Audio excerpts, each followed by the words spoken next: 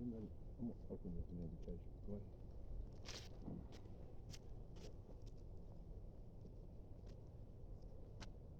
Folks, get me started with a word of prayer, please.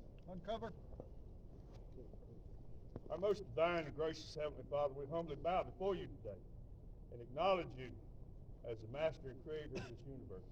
We acknowledge the fact that all of our blessings of life has come from you, and we're especially grateful for the gift of eternal life through your Son, Jesus Christ. We ask you now, Father, to bless this ceremony. We ask you, Father, to give us the strength, the wisdom, the courage, and the endurance to perpetuate this heritage that is represented in this cemetery. These and all things we ask in the name of the Holy Father. Amen.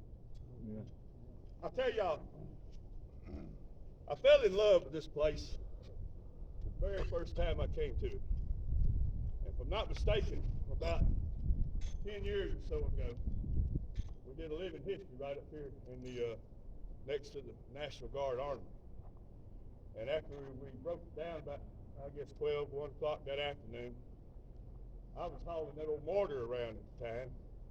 So I loaded the mortar up, and I come on down here, got set up, and the soldiers marched down here from the National Guard Army. So I'm standing about right over there. I hear the crunch of the gravel on those heel plates. I hear that first sergeant call his cadence, but I can't see it. And I hear it. And it's getting closer and closer. And finally, when that tight column of men broke out in that clearing, and that Confederate battle flag was flying in front of that parade, that's a memory that I'm going to carry with me for the rest of my life, and I won't take nothing in this world for it. I love it. But it was that day that I learned the unique history of this cemetery. First of all, how can you forget a cemetery? For 70 years, it was forgotten. A fella comes down here one day, decides to scratch him out of the patch of ground to grow his groceries in, turns up artifacts. A fellow by the name of John Bailey comes along, gets with the women of Women's Club in Quitman, and they set about reestablishing the cemetery. It was also in the 1930s, of course, we were in the midst of the Great Depression, so therefore, Mr. Bailey and the women of Quitman had access to relief workers, people who were employed by the Work Progress Administration. So they got this thing established. Along the way, the VFW and other organizations have seen to it that it's been perpetuated and preserved. Now back in the early 60s, when I was just a child, the 1930s didn't sound like that far away. But here we are nearly 100 years later, and darn, that was a long time ago. Fact of it is, we're standing here nearly 100 years later, and we're perpetuating the honor and the heritage of this cemetery. It's my prayer today that 100 years from now, there'll be another group of people standing here doing the same thing. And that's why it's so important for us to be here on these opportunities, when we have an opportunity to do this, to perpetuate this heritage, lest it be forgotten. I think one of the other aspects that fascinates me about this cemetery is its unknown. That whole business of a soldier being unknown just tugs my heartstrings. It's unique here. We don't know where they're buried, but we know who's buried there. It's not that same situation at Point Clear, Alabama, where the old Grand Hotel was a hospital, and they were burying Confederate soldiers in burial trenches out there near a golf course. The hotel burned down. They lost the records. So you've got those trenches, not just at Point Clear, but places like Shiloh and such as that who's buried there? Our heritage is buried there. Our heritage, the honor is buried there. And I can't help but think, back after the war, those loved ones would go to the river landing or the railroad station, or that mother would stand there at that kitchen window and look down that country lane. And sooner or later, that loved one would show up on that train or on that boat or walking down that lane. And the jubilation and the joy that this loved one has come home. I can't imagine that. I just really can't. On the other hand, it's hard to imagine those loved ones who went down there, the railroad, the riverboat, and that mother that stood there and looked out that kitchen window until the day she drew her last breath. and she never saw that loved one come home. If that don't break your heart, you need to go see a doctor. Just that simple.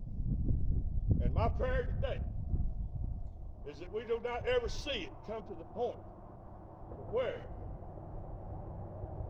words like unknown, missing in action, and prisoner of war become casual to our conversation.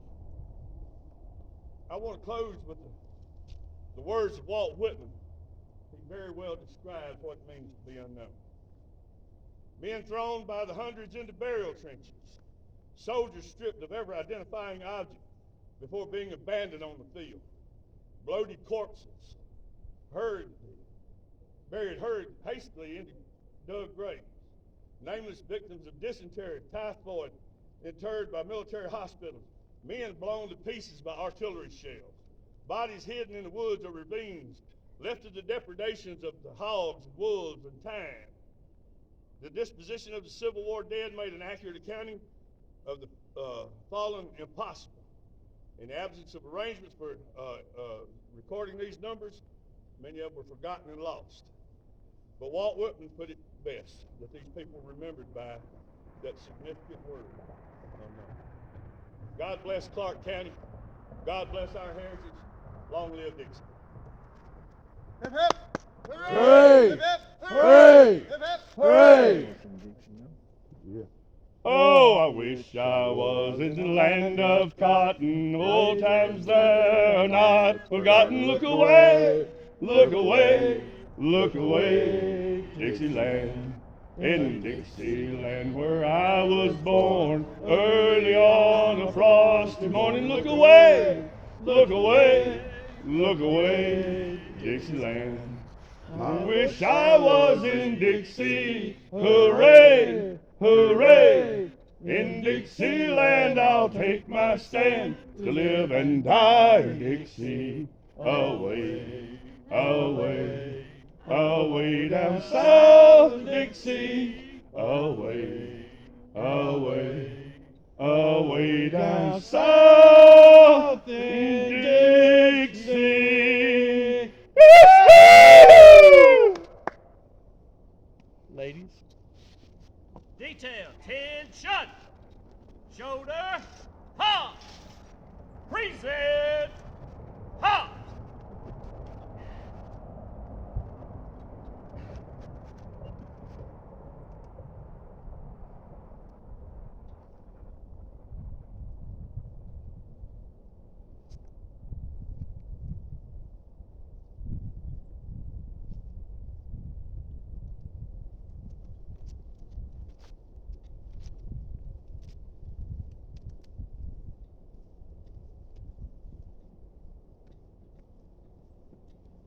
Shoulder, hop, low.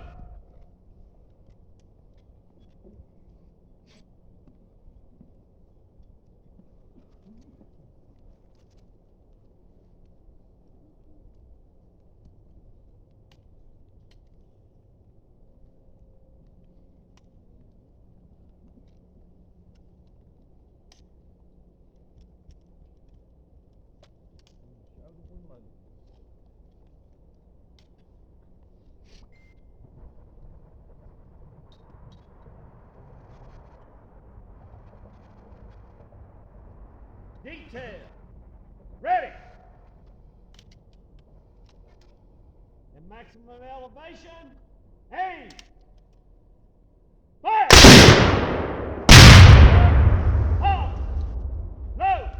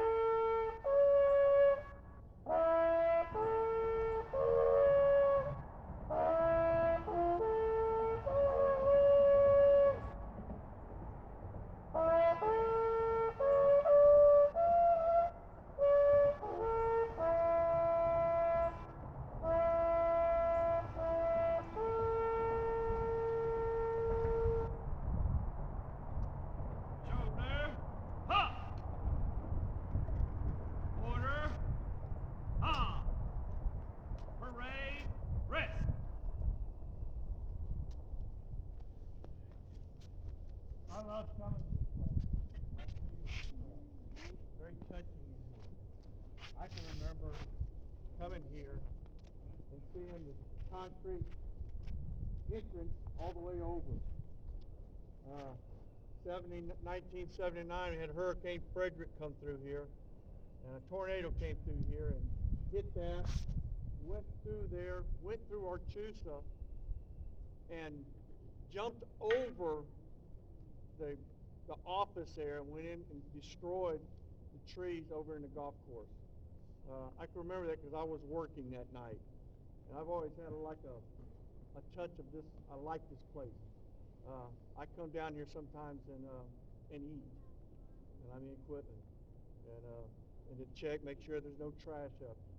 But this is a solemn place, and if you really want to know the history about this place, you need to research it because it's more than just a cemetery. There was a hospital, a spring. It was a lot to it. And I just want to appreciate it and thank everybody that came today. Our numbers are weakening.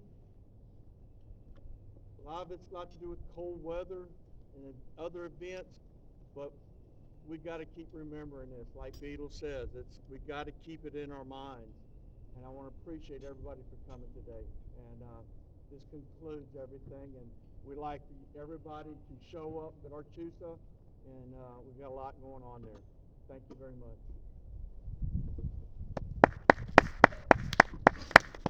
3 cheers for Jerry Mason. Hip Hip hip. hip. Hooray! Hip hip. Hooray! Hip hip. Hooray!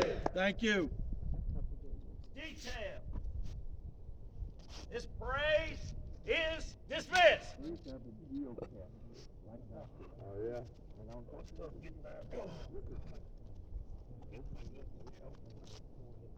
Yeah. I stumbled across two of them. And one of them up in the middle of the turn, moved up in South Carolina. I pulled up into a little creek down here, and I just sat there and I happened to look up this tree, and there's this round thing.